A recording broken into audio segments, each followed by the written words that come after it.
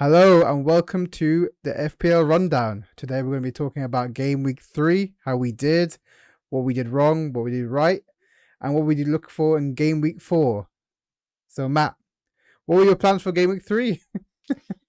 Well, my plans were to do nothing, Mm-hmm. sit on what I had, and I don't know. I mean, obviously, it doesn't look great with the score I ended up with. That's only like 3 players actually kind of hauled for me. Yeah. Probably captained slightly wrong again for the third week in a row. Mm-hmm. The only good thing to take away is that most people had a bad week here. Mine was a lot worse, Yep. and 14 points on the bench. I think that's the second week in a row that I've left good points on the bench. So, the positive is that I have decent players in my team that are scoring. I'm just not necessarily making the right decisions in who's in the 11. Yeah, true. In terms of players that are underperforming in your eyes or players that might be on the chopping block, who would you say in this team? Um, well, Grealish is a big one. He was actually in my starting 11. Yep. Um, it was an automatic substitution for I think it was Bumo. Yep. Oh no, sorry, it was Nico Williams off the bench. Nico Williams just for that 1 point. The 14 points obviously stayed there. Of course. But yeah, Grealish, it wasn't even in the squad. I think it was an injury issue, but I've run out of patience with him now. Son and Saka are slightly concerning. Yeah, Um, Son's a big one with that price tag, 12 million. yeah, and I keep saying, I can only really compare with Salah. Salah at least grabbed a goal Yep. in a bad performance for Liverpool. Um, yeah, Son is quite concerning because I thought he was pretty nailed. You have to be nailed at 12 million, and Yeah, he's not at the moment. very true. And in terms of players that are kind of impressed you or they kind of cemented them in your team, who would they be?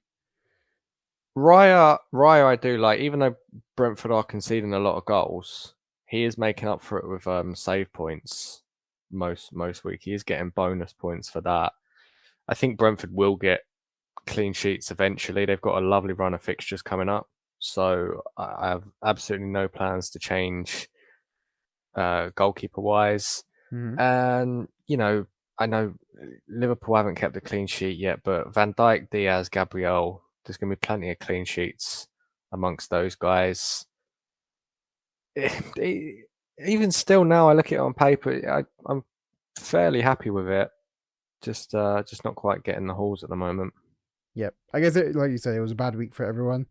In Yeah. terms of my week, another transfer woe. I had Bailey. I transferred in for De Silva just to free up some cash. And also, I thought Bailey wasn't going to play because Gerard was looking for that diamond formation. Didn't seem like Bailey would fit the plans. And of course, within I think 5 minutes in or 10 minutes into that game, Bailey got an assist for Watkins. Of course he did. Of Of course course. he did. But yeah, so it's another. I think that's 2 transfers in a row that I've got wrong, but we'll keep moving forward. But in terms of my week, it wasn't. It was a bad week for everyone. I think I done decently okay. I think I was very much saved by Saliba. Yeah. That goal, clean sheet, bonus points. Thank you very much. Well, he's very much made up for that the bad week, the -1, and obviously the hit you took to bring him in. That's a very, very good haul for a Yep. centre back, clean sheet and a goal. Lovely stuff. It's a shame none of the defense took note from his performance. Trent with 1, Robertson with 1, Cancelo was 0. But I guess for Cancelo, like he had 2 clean sheets already. Same with Edison, so they got better prestige points than me. In terms of midfield, again, Saka not involved with the goals. It's been slightly concerning, with Martinelli getting involved, even Odegaard now. They're much cheaper prices for the 8 million price that Saka is. He's definitely, for me, him and Robertson are the players that are probably on the chopping block next. And then Mm. Neto, I don't know. I think I've run out of patience with Neto too. Yeah, and Thing that really jumps out to me is the two doubles you've got defensively, Yeah. Liverpool and City. Obviously, on a good week, you're laughing at that, but this is the risk that you sort of run when you play that, rather than sort of spreading it and hedging your bets. Yep. You're sort of all in on Liverpool and City's performances, and they both had slightly indifferent displays defensively. And what's that? 3 points from four Yeah. Liverpool and City defenders. That's you don't often see that. Yeah, it's very woeful. At least Haaland and Salah both scored in terms of attacking Yeah, fronts. But and I yeah, think I saw something about Robertson that I think he's ranked 26th amongst maybe defenders in terms of threat okay. so far this season. That's not ideal. Yeah, he doesn't seem to be bombing forward like he has in recent seasons. Like normally, you do see him in the box.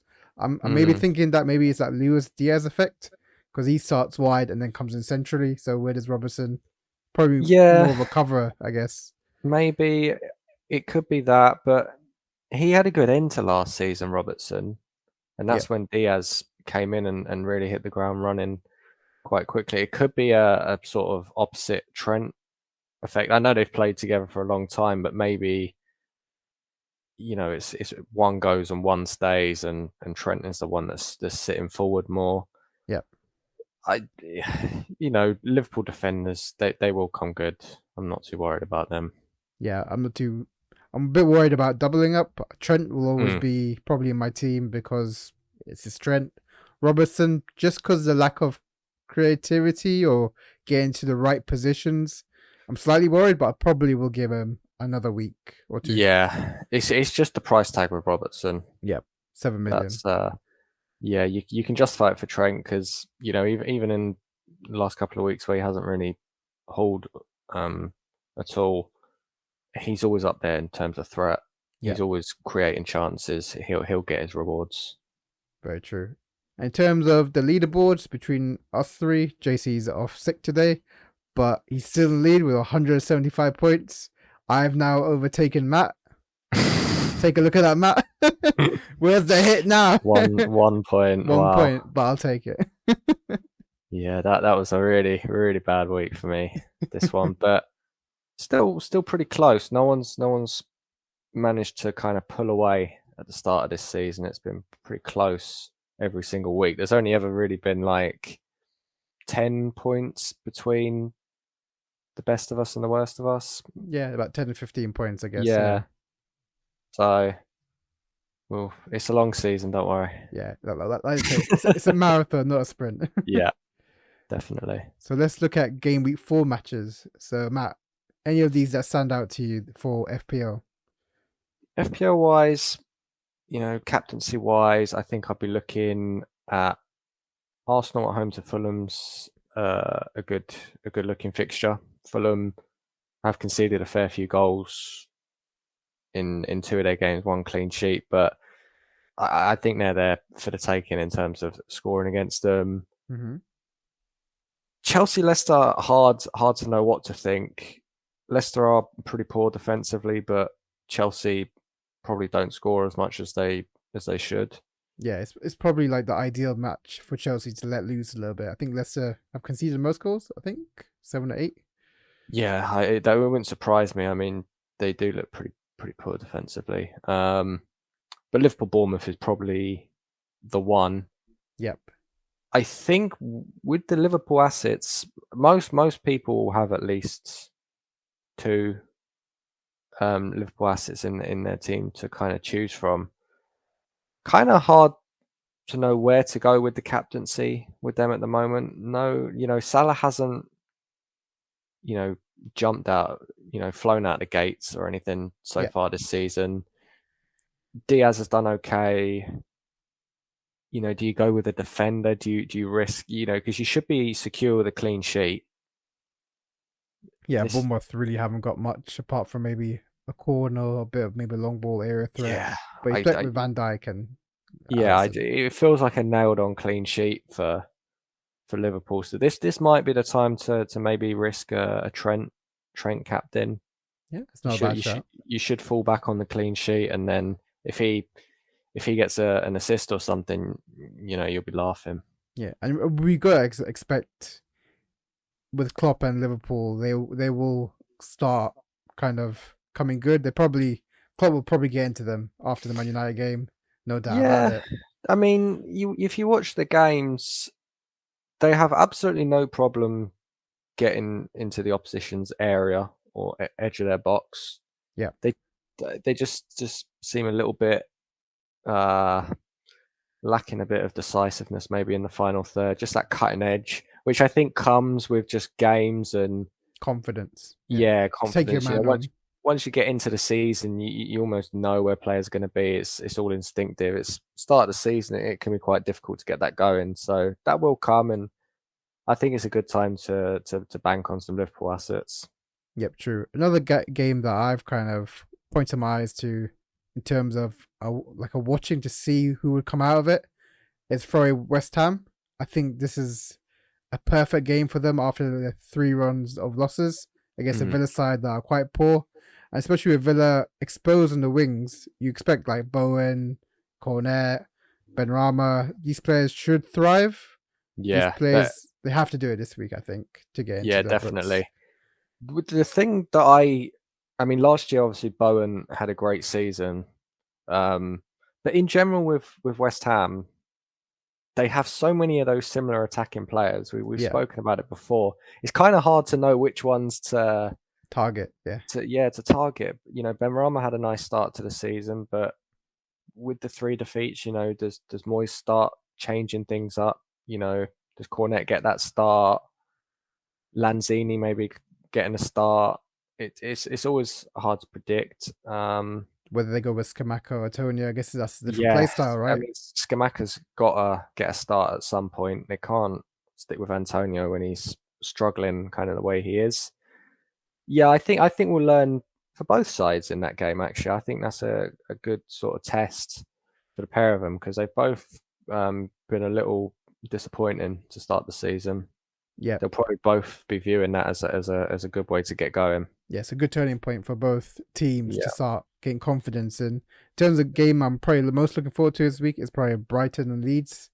Mm. Probably more aspect of Brighton having a phenomenal start, playing great football, and Leeds have showcased they they can scoring I think two goals per game every match. So Yeah. it's a good test for the defense. To be interesting tactically with those two teams. They're both two teams that can kind of play above their talent level and just their style of play. Quite different styles of play. Yeah, very interesting. Brighton patient possession team, Leeds are that counter attacking, real chaos football at times, but Yeah, in a really, really exciting way. Yeah, I agree with you. That's gonna be a fun game to watch. And you know, guys like Rodrigo, Harrison, we've had a good start to the season. Can they keep it going? Yep, Grosswood for Brightford as well. Yeah, Brighton. Yeah. Brighton, yeah. Yeah, in terms of the other matches, I think it'd be good to see Spurs maybe a bit more attacking intent against Forest. You would hope so. They haven't really got clicked into gear. Even if when they beat Southampton 4-1, I think the XG was like 1.4. So yeah, I think that was more a product of Southampton in that game, rather than Spurs, and it'll be a tricky game for them. Forest away, I don't think it's going to be an easy game for many teams this season. I do think Forest can be had. They do like to get those wing backs forward, and yep, they conceded a sloppy goal against Everton. That was a really poor goal, so they will be looking at that Spurs. for definite. So I guess we're going to do a next section is to be ones to watch for this game week. Matt, who is your player? I've picked Nick Pope for Newcastle. I think he's a good, genuine long-term option at 5 million anyway. But this week in particular, I think it's a great matchup for Newcastle. He's only conceded 3 goals so far this season. They all came against Manchester City from 4.9 post-shot XG, which I think puts him second amongst goalkeepers in terms of goals conceded under the expected. Yep. I think only based on Dean the quality of the Henderson. shot. Is it Dean Yeah, Henderson? That's up, yeah. I think so. Good save percentage as well. He ranks third amongst goalkeepers, and matchup wise, they're playing a Wolves side that I speak about every week struggles to score goals. Just the one so far this season from 2.7 xG.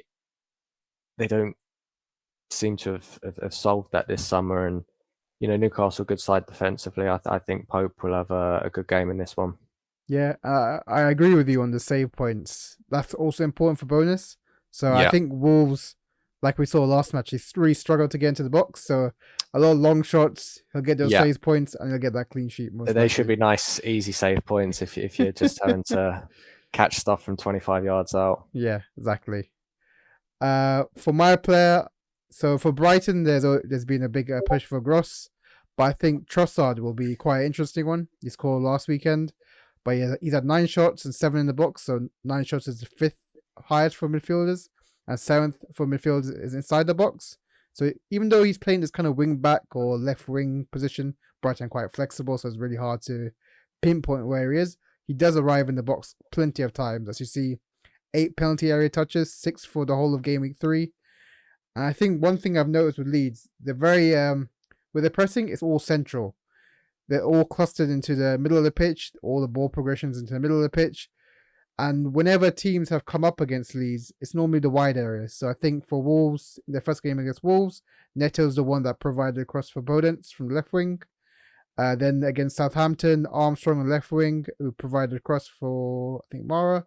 And then at the end, Walker Peters got in from the right back position. So they can be exploited. And I think Trossard is one of those players who can hold big when he does. Yeah. So it'll be quite exciting to see. Yeah, I think that's a great point on Trossard, and I think you're right. Even though he is playing in that wing back position, I think back to the back end of last season when he really started to be deployed in that area of the pitch. He actually hit a really nice run of form from it. Mm-hmm. At the back end of last season, he looked really, really good. I don't know if it's just coming from a slightly deeper starting position, he's just got a little bit more space to work with in terms of moving into that space. Yeah. But it definitely seems to work for him, and it is the inconsistency with him. He might not be one that's a great long-term option, but 2 or 3 week sort of spurts. Yeah. He can be very, very effective. Yeah, if you catch him right, he'll go big. Yeah, definitely. In terms of my transfer this week, I've gone. That's it, Neto, you're gone. I've had enough. I've had enough of you running and taking pot shots from far away. Sorry, JC, if you're watching this, I'm not part of Neto Hive anymore. And the man I've replaced him with is Rodrigo. Obviously, he's a top scorer in FPL at the moment. He seems to be, the one that's getting all the crosses from Harrison. He seems to be in a vein of form, confidence. And the way Marsh talks about him is like he's his star guy. So I can't expect him to be dropped. Even with Bamford, he plays number 10. He still gets in the box plenty of times. So I'm hoping the next game against Brighton will be a hard one because Brighton's defense are quite good. But I think they got Nottingham Forest, Everton in the next few weeks. So I expect quite good points from him. Yeah, I like the Rodrigo selection. He feels like the main man at Leeds this season. Bamford, I think he's out again with an injury. I'm not sure when he's due back, if it's just a short or long-term one, but he might not necessarily walk straight back into the starting lineup, just with the way that Leeds are playing and how well Rodrigo's playing up front. It's a slight out of position in terms of FPL. Mm-hmm. Now that he's playing as a number 9 and he's listed as a midfielder, so that's always one to look out for in FPL terms. But of course, we've spent so long talking about Pope for Newcastle playing against Wolves and how Neto's been so disappointing. He's obviously going to score this weekend. Of course. It's just traditions at this point. Bailey done you last week. Yeah. So yeah, if you're listening to this and every transfer I make, do the opposite. Yeah, I mean, it's going to become a trend at some point. I guess we'll bring to you your transfers, Matt. Yeah, well, I stacked it with my sitting on my transfers last week, so I've decided to use them both this week. I've made the Perisic move. He was a player that I was sort of looking out for from the start of the season. Started on the bench, so I'm glad I didn't take the initial dive with him. Yep.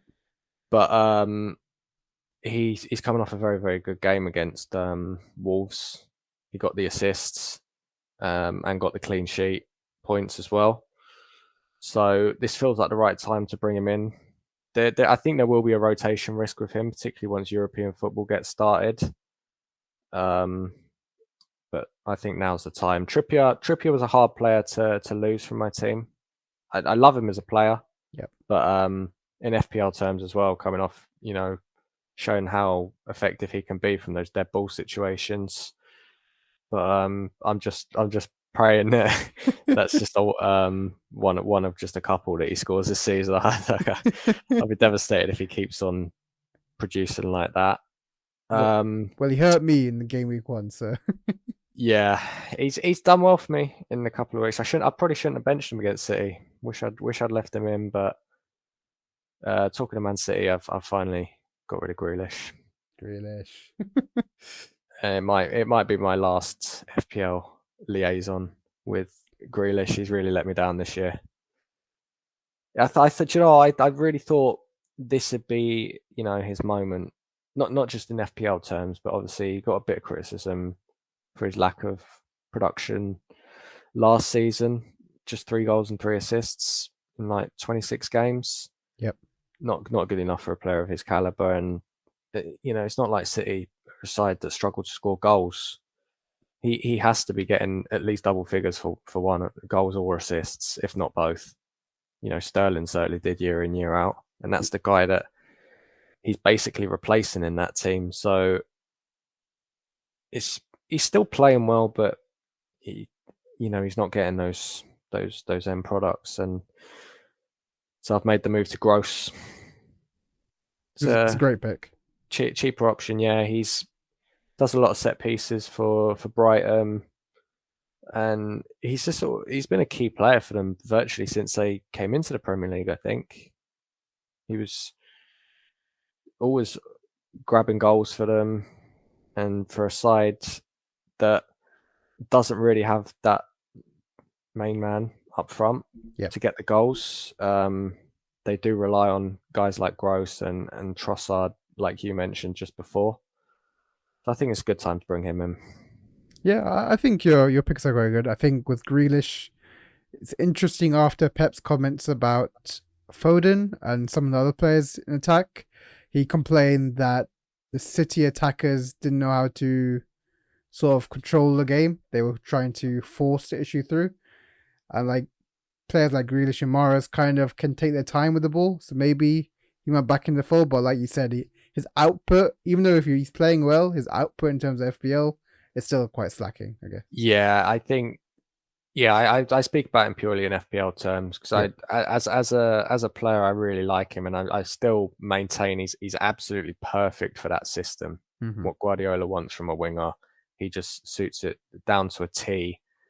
Maybe that link up, with Haaland, because Haaland's got to be the guy for Manchester City.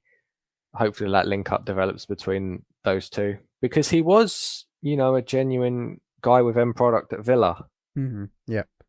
Because he was the main man, I guess. Yeah, main man. So it's not like it's beyond him or not in his skill set. He can be more lethal in front of goal. He can, get those devastating passes in behind defenses. Maybe he just needs a bit of confidence. Yeah, because I was definitely expecting when Grealish and Haaland together, a bit of like the Grealish and I think Watkins scenario where Grealish will get to that byline, cut in, and square it, and then Haaland's perfect for that. So I think there was a couple of chances lost a few weeks that Haaland kind of spared with their Grealish ball, so that's a bit unlucky. Yeah, and I certainly remember last year, players spurning a lot of Grealish created chances because he is great at that, getting to the byline and just cutting it back, putting a lovely ball across the box, and we expect now that they've got Haaland that missing those opportunities will be a thing of the past, but we'll see how that develops. Yeah, but now he's out. But yeah, Gross is a great pick. It'll save you money as well. Yeah. I do kind of have a thing against the Perisic switch. Nothing against Perisic, but I think rotation, what kind of minutes he has, is a concern because he might just come on for the last 20 minutes and give you 1 point. While Trippier, will at least start, and he's got that kind of... Yeah, that is definitely true. But I do think even if Perisic comes off the bench, I do think Tottenham late in games tend to get on top of the opposition and create chances. They don't just like take a 2-0 lead and that's it, kill the game. They score. They just keep attacking. They don't stop. They're relentless. He's capable of getting points off the bench. I think he has. Yeah, he got the assist. I think second game, and he got assists last game. So yeah, 2 assists in like less than 100 minutes. So that's lethal. Yeah, and he's good in front of goal as well. I think he'll get goals, not just assists. Yeah, if he was in starting 11, I think pretty much every FPL player will have him. I definitely would have him because not even that costly. What, 5.3, 5.4 now? Yeah, because I think he dropped down a little bit. I think he did drop down, and that partly influenced my decision because I've got a lot of players dropping in value. Son and Saka might well be dropping in value. I need to start accumulating a bit more back. I guess on the final point, we both have Saka. So is Saka still in your long-term play? Do you feel like you will switch eventually to Martinelli for that 2 million save, or roughly 1.5 now? If I do take Saka out, it will be when I wildcard probably, and it won't necessarily be for Martinelli because I still he has had a great start to the season. I do love Martinelli. Yeah, I don't think he's nailed long term. If we're just going off last season where he was capable of those real hot spells for like a month, but then Smith Rowe would come into the side on the left flank and he'd have a hot streak. So Saka feels more nailed long term. That's why I've been happy to stick with him, and he is still a very, very key player for Arsenal, even though it's not quite happening in terms of end product. A lot of what we do well goes through Bukayo Saka. So I think his rewards will come. Stay patient. Yeah, I'm definitely...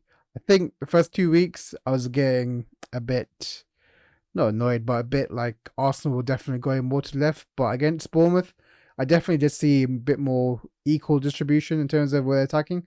Like Saka and Ben White were connecting quite a lot. I think for the third goal, it was Saka to Ben White. Ben White crossed it in for Odegaard to score. So yeah, I reckon he's still getting like attacking penalty touches as well. So I think it's just the price really, 8 million to 6.5. Yeah.